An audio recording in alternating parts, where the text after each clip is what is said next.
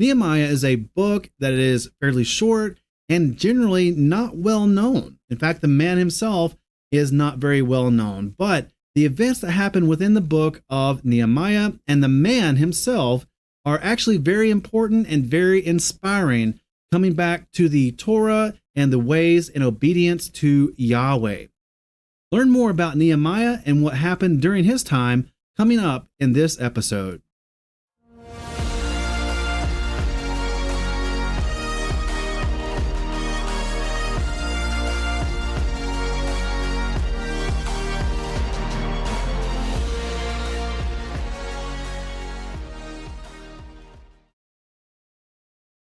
So this teaching or episode is going to be another episode in our Scriptural Dossier series, and this particular teaching is going to be about the prophet Nehemiah.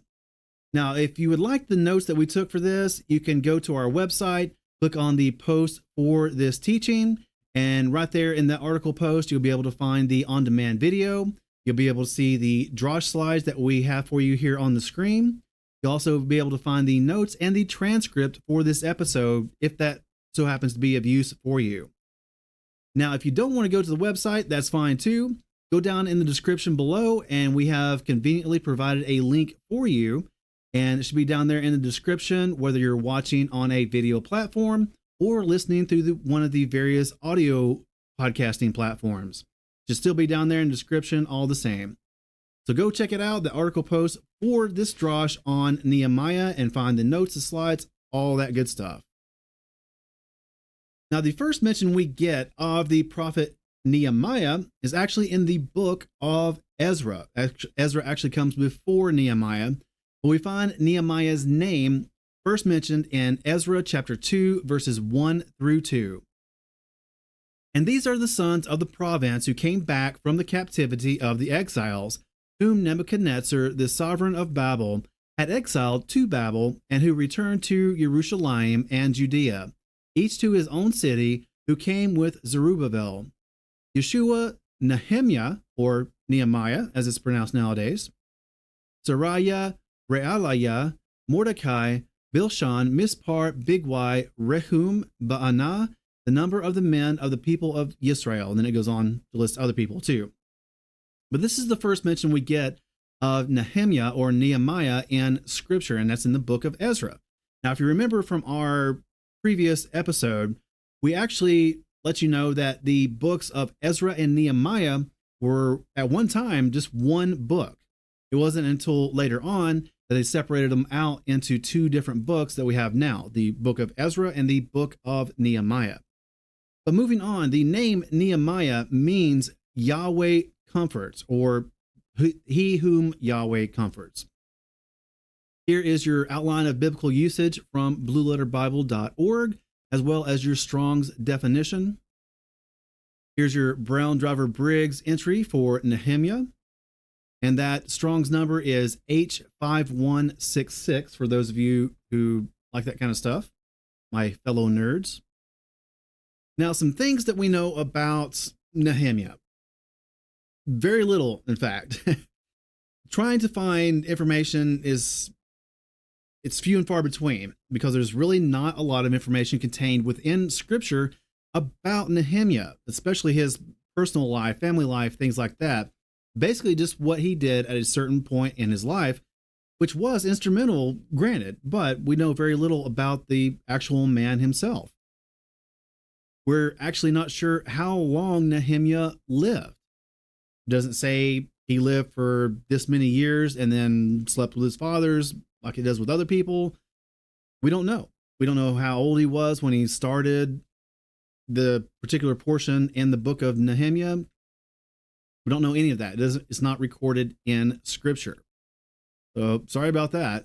We're not even sure if Nehemyah was married or if he had children. He very well could have been, because the exiles in Babylon, in Persia, they still continued with their lives. They continued running their shops, having businesses. They continued having children and family life. But we don't know about Nehemyah because Scripture just simply does not say. We do know that he was the son of Hachaliah. and that is Strong's H2446, and you'll find all the full entries and more information in our notes, and that's all on our website, by the way. But he was the son of Hahaliah, and Hahaliah actually means darkness of Yah. Kind of strange for a meaning, but anyways, that's what it means. According to Josephus' Hebrew lexicon, the name also means whom Yahweh disturbs. Kind of makes you wonder about what went on in that man's life. But moving on, we know that Nehemyah actually had multiple brothers, because it speaks about Nehemiah's brothers in the plural, but it only mentions one by name, and that's the name of Hananiah. And that is Strong's H2607 for my fellow nerds out there. But Hananiah actually means gracious or favorable, something like that, which is much more pleasant meaning, in my opinion. And we don't know exactly which of the tribes that Nehemyah was a part of, but more than likely, judging from the evidence that we find in the book of Nehemyah, he was most likely from the tribe of Judah or Yehuda. There is a list in the book of various priests where Nehemyah is listed at the top, but considering that he was the de facto prince or leader during the time of his story, it just kind of makes sense to list him at the top of that list, regardless of which tribe he's from. But he's not actually listed as a priest, just amongst priests. So we think he's actually from the tribe of Judah, but we don't know for certain. Like we said, there's very little about Nehemyah's personal life that is listed and given to us in Scripture. But speaking of Scripture, let's go ahead and get into it. The book of Nehemyah is not very long. It's only 13 chapters, and actually each of those chapters aren't very long themselves. There's a handful that gets a little long when you get into the genealogies, but all in all, it's a pretty quick and easy read, and it's fairly inspiring read too. I would invite you to go and read that as soon as you get a chance. It won't take you that long, and it's very beneficial. So given that there's very little information about the man Nehemyah, we're going to go over a quick summary or overview of the book of Nehemyah. Starting with chapter 1, we find Nehemyah in the city of Shushan. Do you remember that place? Perhaps you remember that as part of the exile where Esther and Mordecai were living, the city of Shushan. But we find him during the month of Kislev. You remember Kislev, right? That's when Hanukkah takes place. But the events of Hanukkah are after the events of Nehemiah. Anyways, Nehemiah was in Shushan and during Kislev, and he was serving as the cupbearer of Artaxerxes. Now, during my research, I really couldn't find out for sure if it was Artaxerxes the first or Artaxerxes the second. It's really a minor point, but there are differing views on which one he was serving under. We'll just call him Artaxerxes. But he starts out in chapter 1 also finding out that the remnant who are left of the captivity in the province are there in great evil and reproach, and the wall of Jerusalem is broken down and its gates are burned with fire. And this actually moves Nehemyah. We find that upon hearing this, Nehemyah cries, he mourns, he fasts, and he prays for several days, asking for forgiveness on behalf of the people and for success in approaching the king to help restore Jerusalem, which he's about to go and do. Then in chapter 2, we find Nehemyah approaching Artaxerxes during the month of Nisan. He prays to Yahweh and then asks the king for permission to return back to Judea and also for unrestricted free access through Artaxerxes' kingdom. Nehemiah also asks for various resources that are going to be needed to rebuild the walls of Jerusalem and refit Jerusalem like it's supposed to be. So Artaxerxes grants everything that Nehemyah requests, the free passage, the timber, the resources to rebuild, all of that stuff. And then Nehemyah travels to Jerusalem. He inspects the walls at night, of all things. and informs those who are there what he plans to do. Now, before he inspects the walls and when he goes to Jerusalem at the beginning, he actually doesn't tell anyone why he's there or what he's planning on doing. It's not until after the inspection that he then informs everyone of what's going to be happening, what he wants to do, and what pretty much has been laid upon his heart. Then in chapter 3, we find Nehemyah starts the rebuilding process, and in doing so, he enlists the entire community. Everyone pitches in. He gets the workings and the help of various people who you would not even think of building a wall. People like priests and goldsmiths, merchants, perfumers, even civil leaders such as district leaders or people who are over half districts, or various council members, mayors, what have you. But he employed people from all walks of life to help rebuild the walls of Jerusalem.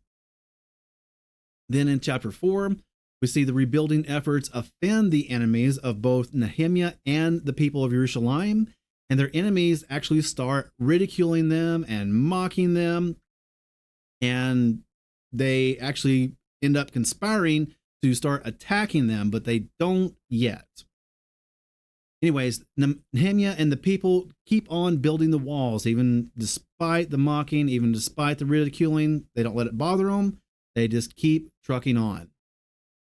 The people pray to Yahweh and they set guards due to the conspiring of their enemies. And actually, they set half of the people to building the walls, and the other half they set as guards standing around and being ready to fight at a moment's notice. And even the builders they had that were working and building the wall, they had them armed. Their swords were on their side, and they were ready to fight and stop building if need be. Then in chapter 5, the people inform Nehemyah of their travails, the things they have been going through during the time leading up to Nehemyah coming to Jerusalem. The things they had to do, take out these loans, had to sell their sons and daughters into servitude, had to sell off their ancestral lands, their vineyards, their crops, and things like that.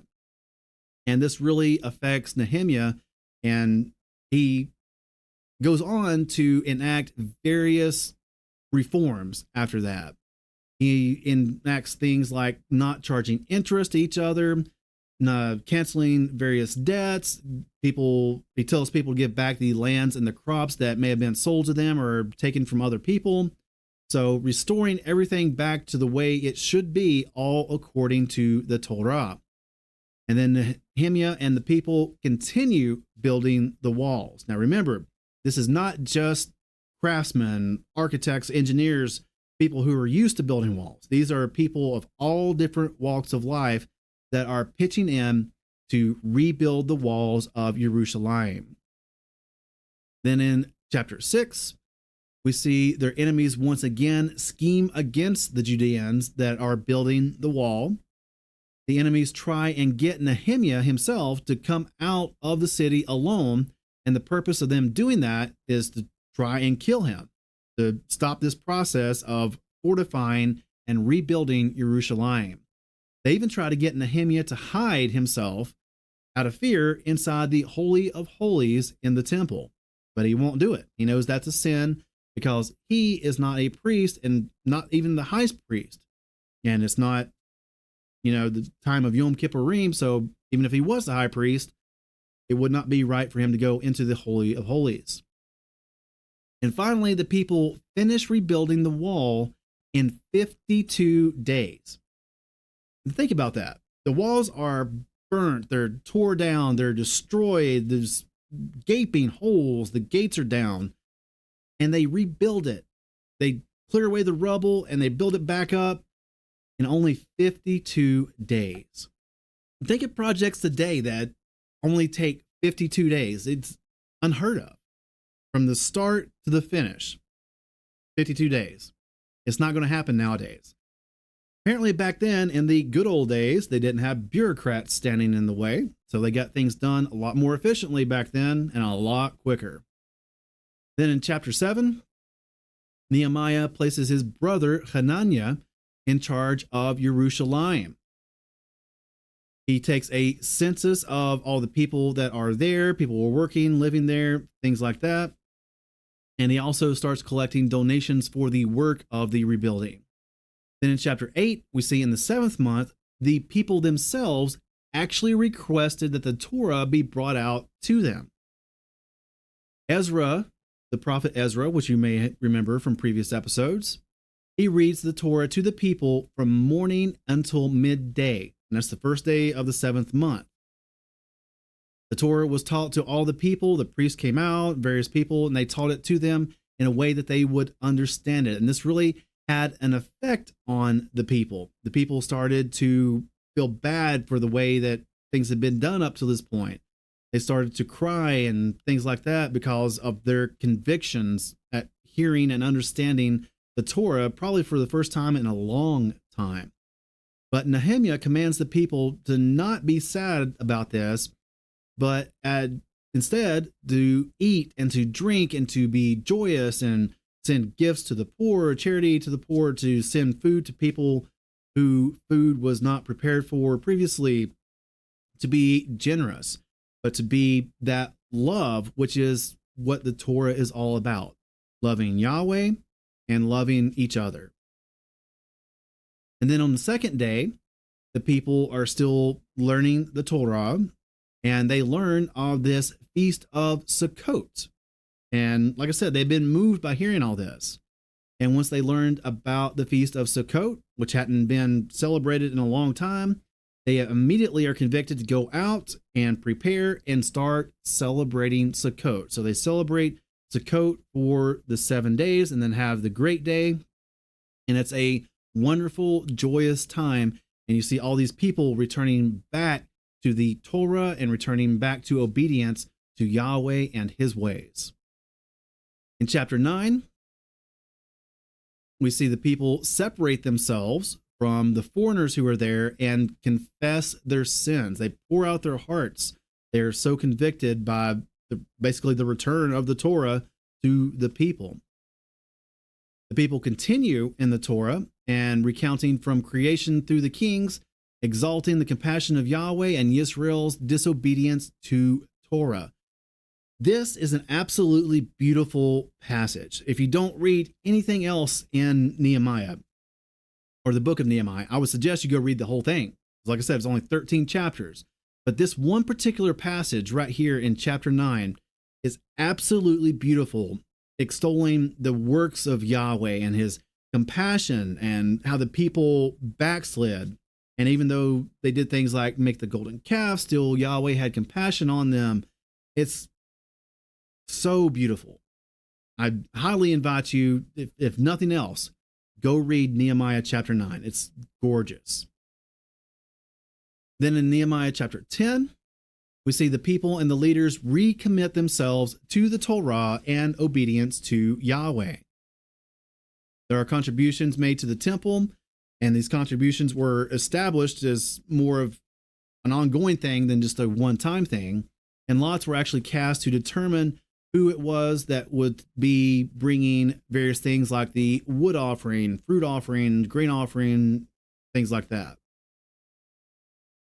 And also commitments were made to not neglect the temple again as it had been in the time leading up to this. Then in chapter 11, 10% of the people are selected and chosen to resettle back in Jerusalem and inhabit the city, while everyone else, the other 90%, stayed and dwelt in the villages and the cities and the various areas surrounding Jerusalem. In chapter 12, we see the rebuilt wall is rededicated, actually rededicated the wall itself once it was rebuilt.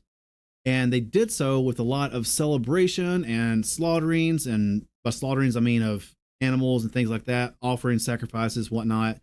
They're rededicating this wall back to Yahweh, just like much of what was done to dedicate and rededicate the temple.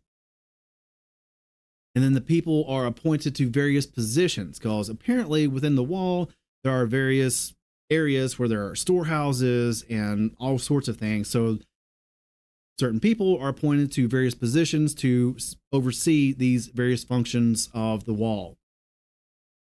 Then in chapter 13, the final chapter, we see the Ammonites and the Moabites are forbidden from entering Israel, from being amongst the assembly.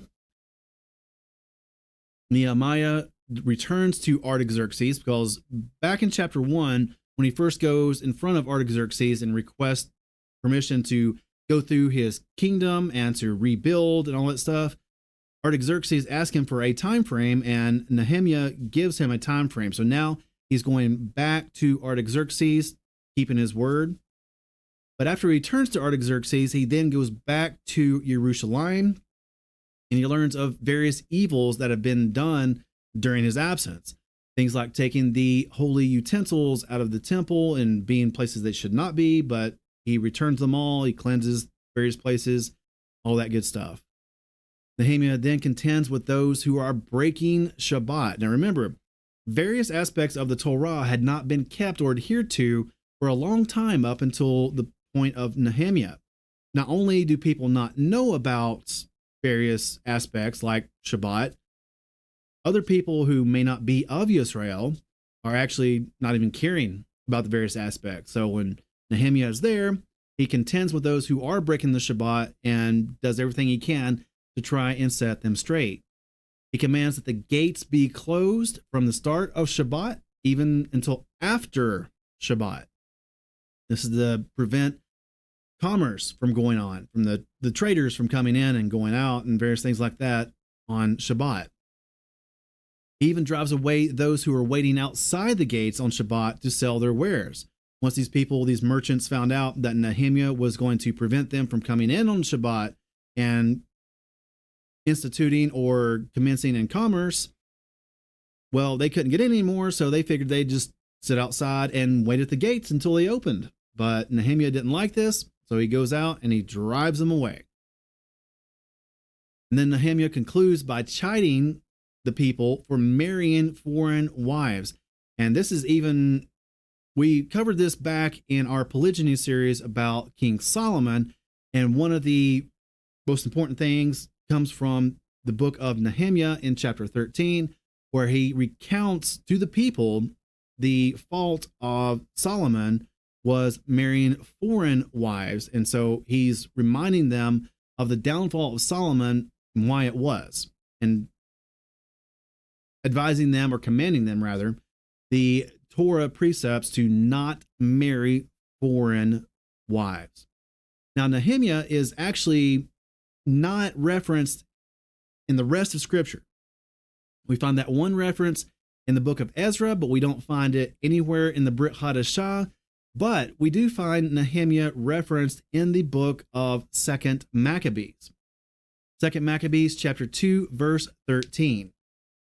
And the same things were related both in the public archives and in the records that concern Nehemiah, and how he, founding a library, gathered together the books about the kings and the prophets and the books of David and letters of kings about sacred gifts. So what Nehemiah did during his life was very important. But overall, we don't get any more mention of Nehemiah, what he did, what kind of person he was throughout the rest of Scripture. That's okay.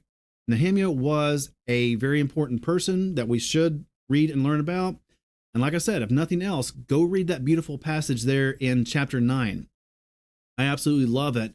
And anyone who loves Yahweh, who wants to be obedient to Yahweh and his Torah, I'm sure you will find it just as beautiful as I found it. So, in summary, like I said, there's very little contained about the life of Nehemiah other than what he did in rebuilding the walls. So this drosh was inevitable to be rather short. But anyways, in summary, Nehemiah served as the cupbearer to King Artaxerxes. He was instrumental in rebuilding Jerusalem's walls and reforming the Judean community after the Babylonian exile.